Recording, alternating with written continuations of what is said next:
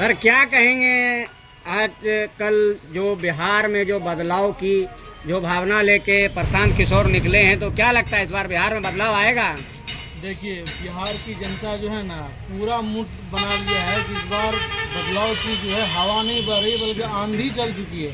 प्रशांत जी के नेतृत्व में पूरे बिहार में बदलाव की आंधी चल चुकी है, क्योंकि जनता देख रही है, जनता समझ रही है, फील कर रही है कि हम अभी क्या कहते हैं कितना कमज़ोर हो गए हैं, कितना कमज़ोर हो गए हैं कि गलती खुद सरकार करती है और उसका क्या कहते हैं जो उसका ठिकरा है और ठिकरा है वो जनता पे खुद को भुगतना पड़ता है। इसलिए बिहार में जनता ने मूड बना लिया है, इस बार बदलाव जरूरी है।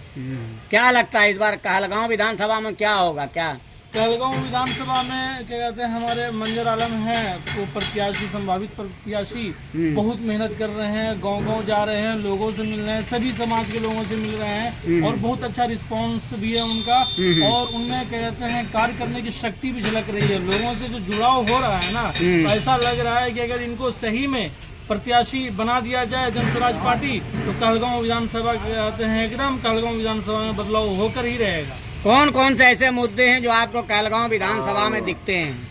कल बिहार लेवल पे जो प्रदेश लेवल पे मुद्दे हैं, हमारे प्रशांत जी तो बोल ही दिए हैं। यहाँ का सबसे बड़ा जो मुद्दा है पलायन है।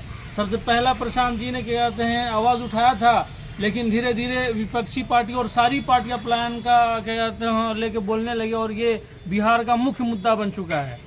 और शिक्षा का मुद्दा है और कहलगांव विधानसभा में विशेष जो मुद्दा है, यहाँ पे सबसे बड़ी मुद्दा क्या कहते हैं जो वर्तमान में भी विधायक है या फिर जो पहले विधायक थे, NH80 वाला जो मुद्दा है और यहाँ पे जो बाढ़ और सुखाड़ वाला समस्या है, ये वाला मुद्दा है। आप चुनाव प्रभारी हैं कहलगांव विधानसभा से, तो क्या क्या मुद्दे आपको नजर आ रहे हैं? आप घूम रहे हैं हर क्षेत्र में। देखिए, ग्रामीण का मुद्दा सबसे बड़ा मुद्दा जो है ना, अगर रोजगार मिल जाए हर एक घर में, हर एक परिवार में, तो सारी जो छोटी मोटी कमी है ना वो पूरी हो जाएगी। लेकिन सबसे मुख्य मुद्दा जो है वो रोजगार का ही मुद्दा है। जिससे 10 से 15 हज़ार कमाने के लिए यहाँ के लोग जो बाहर जाते हैं वो जो ना जाना ना पड़े, यहीं पे अगर उनको रोजगार मिल जाए तो छोटी मोटी जो उनके पास समस्या है वो खुद अपने से हल कर लेंगे। और एक बात बोलना चाह रहा हूँ मैं थोड़ी सी, बहुत लोग इनको वोट कटवा कहते हैं। तो कहानी ये है कि दूर अंदेशी बहुत लोगों में नहीं होती है। बहुत कम ही लोग जानते हैं कि कल क्या होने वाला है और उनको अंदेशा लगता है। जो लोग ये बात बोलते हैं उनको ये पता नहीं है कि जिनके सपोर्ट में बोलते हैं उनके मुख्यमंत्री ने कहा है कि उनके DNA में मजदूरी करने का है, जो तुरंत 5 मिनट के अंदर अपना क्या कहते हैं इसमें व्हाट्सएप पे स्टेटस लगा देते हैं कि ये वोट कटवा पार्टी है।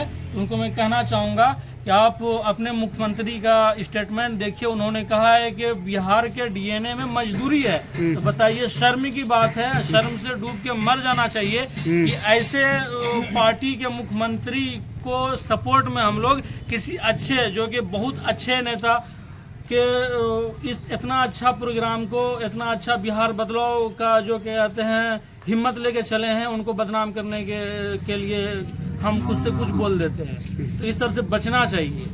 आपका परिचय?